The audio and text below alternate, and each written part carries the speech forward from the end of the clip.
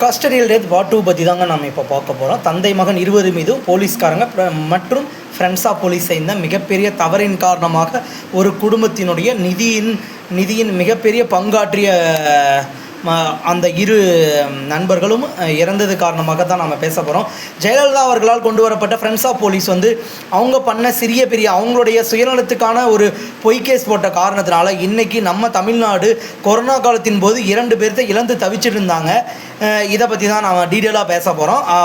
இவங்க மேலே பொய் வழக்கு போடப்பட்டதுன்றது நீதிமன்றமே ஒத்துக்கிட்டு போலீஸார் தாக்கியதால் தான் அந்த தந்தை மகன் இருவருமே உயிரிழந்தனர் என்ற முடிவுக்கு நீதிமன்றம் வந்திருக்கிறது. அந்த சாட்சியங்களின் அடிப்படையில் 9 பேர் மீதான கொலை குற்றச்சாட்டு சந்தேகத்துக்கு இடமின்றி நிரூபிக்கப்பட்டிருக்குங்க. சந்தேகத்துக்கு இடமின்றி கன்ஃபார்மாக அது அப்பயே எல்லாத்துக்குமே தெரிஞ்சு தான்.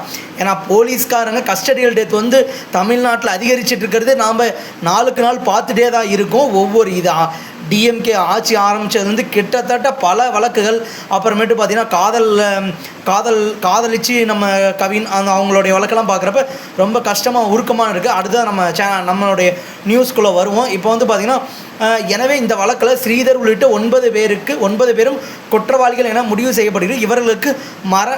இவர்களுக்கான தண்டனை விவரம் மார்ச் 30ஆம் தேதி அறிவிக்கப்படும் என தெரிவித்தார். அதை அடுத்து குற்றவாளிகள் 9 பேருக்கும் மதுரை அரசு மருத்துவமனையில் உடல் மனநல பரிசோதனை நடத்தப்பட்டு அதற்கான அறிக்கையை மருத்துவர்கள் நீதிமன்றத்தில் நேற்று தாக்கல் செய்தனர். இதைத் தொடர்ந்து குற்றவாளிகள் 9 பேரும் நீதிமன்றத்தில் ஆஜர்படுத்தப்பட்டனர். உயிரிழந்த ஜெயராஜ் வென்னிக்ஸ் குடும்பத்தினரும் வந்திருந்தனர். அவங்களும் வந்திருக்காங்க. இவங்களுக்கான தீர்ப்பாக என்ன கொடுக்க போகிறாங்கன்றது டீட்டெயிலாக க்ளோஸ் வாட்ச் பண்ணுறதுக்கோசரம் வந்திருக்காங்க. ஏன்னா அப்பாவையும் அண்ணனையும் இழந்த வருத்தம் அந்த குடும்பத்தில் கண்டிப்பாக இருக்கும். ஏன்னா இந்த போலீஸ்காரங்களுக்கு ஒரு மனுஷனை ஒரு மெசினாக பார்க்குறாங்க. அது அவங்களுக்கு நல்லா இருக்கும். ஆனால் மக்களுக்கு அந்த மாதிரி கிடையாதுங்க. எல்லாருமே ஒவ்வொரு குடும்பத்தோடு தான் இருக்கிறோம். கொஞ்சம் பார்த்து நடந்துக்கோங்க.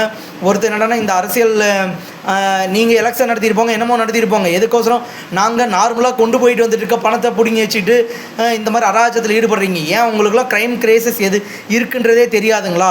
போலீஸ்காரங்களுக்கு க்ரைம் கேஸில் இந்த ஃபோக்கஸ் பண்ண வேண்டியதானே. க்ரைம் கேஸில் எந்த ஒரு ஃபோக்கஸுமே பண்ணுறது கிடையாது.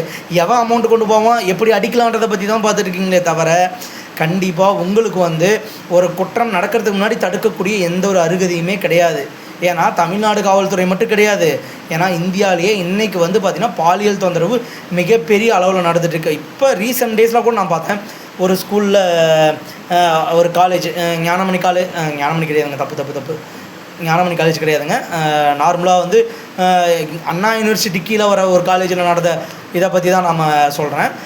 அண்ணா யூனிவர்சிட்டிலேயே இந்த மாதிரி நடக்கிறப்ப நார்மலாக இந்த மாதிரி ப்ளம்பர் வீட்டுக்கு வேலை செய்கிறதுக்கு வரவங்களும் அப்புறமேட்டு ஆசிரியர்களோ இவங்களாம் தவறாக நடந்துக்கிற இதெல்லாம் போய் பாருங்கள். ஏன் உங்களுக்கு அதெல்லாம் தெரிய மாட்டேங்குது? அடுத்து தான் நம்ம சாப்டருக்குள்ளே வருவோம்.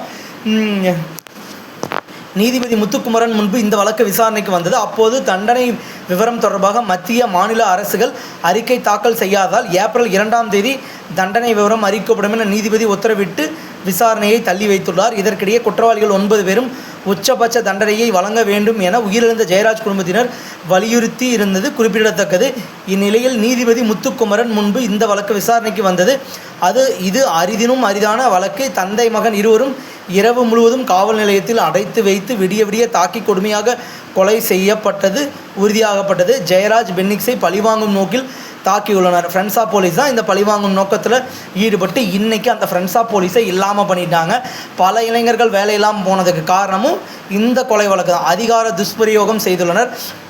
காவல் மரணங்கள் கொடூரமான என்று உச்சநீதிமன்றம் சொல்லியது. ஆனாலும் இந்த குற்றம் குறைந்தபாடில்லை. அண்மையில் கூட மடப்புரம் கோயில் காவலாளி அஜித்குமார் வழக்குங்க. அவரையும் இதே மாதிரி தான் கஸ்டடியல் டெத்து காரணமாக அவரையும் கொண்டுட்டாங்க, அடிச்சே கொண்டிருக்காங்க. இதெல்லாம் மிகப்பெரிய அளவில் பேசுபொருளாக இருக்குது. ஆனால் அஜித்குமாரோட வழக்குக்கு இன்னும் முக்கியமான தண்டனையும் அளிக்கல. என்ன காரணன்றதும் நம்ம டீட்டெயிலாக சொல்ல கிடையாது. அடுத்த சாத்தான்குளம் சம்பவத்தில் காவல் ஆய்வாளர்கள் ஸ்ரீதர் தாக்கியதால் மற்ற காவலர்களும் இணைந்து தாக்கியதாக கூறியுள்ளனர். அவர்கள் நினைத்திருந்தால் உயர் அதிகாரிகளிடம் கூறி இந்த சம்பவத்தை தடுத்திருக்கலாம். எப்படி பண்ணுவாங்க?